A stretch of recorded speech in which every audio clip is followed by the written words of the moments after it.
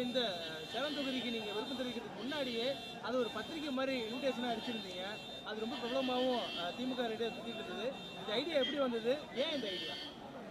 புதுமையாக செய்யணும், புதுசாக செய்யணும், ப்ளஸ் நம்மளை பற்றியும் தெரியணும். கழக சாதனைகள் இன்றைக்கி இருக்கிற சுச்சுவேஷனில் கழக தலைவரும் இளைஞரணி செயலாளரும் என்னென்ன சாதனைகள் செஞ்சுருக்காங்க அதை நம்ம பெரிய லெவலில் மக்கள்கிட்ட போய் சேர்த்தணும். அது இது ஒரு கருவியாகவும் பயன்படுத்தணும்.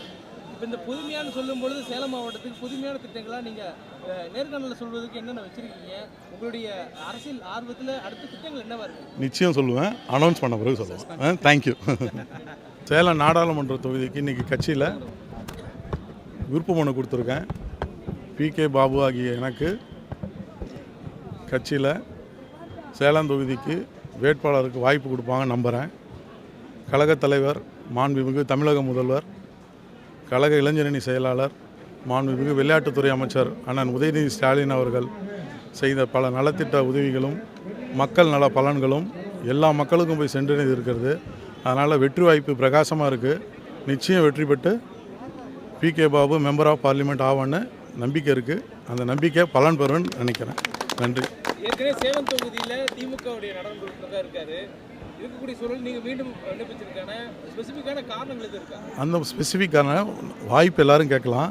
இன்னும் சொல்லப்போனால் 40 தொகுதியிலையும் வேட்பாளர் வந்து கழக தலைவர், கழக இளைஞரணி செயலாளர் தான்.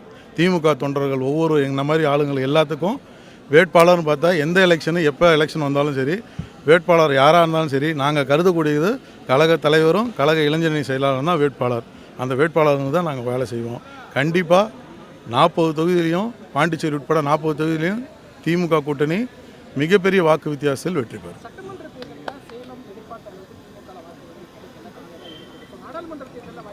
அது பாஸ்ட்டு, இப்போ ப்ரெசண்ட்டு பயங்கர சக்ஸஸ்ஃபுல்லாக இருக்கும்.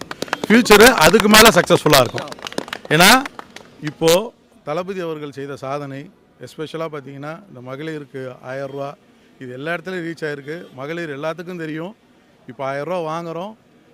39 தொகுதி ப்ளஸ் பாண்டிச்சேரி 40 ஜெயிச்சிட்டா கழக தலைவர் மாண்புமிகு முதல்வர் இந்த 1000 ரூபா வேறு ஏதாவது இன்க்ரீஸும் பண்ணுவார்.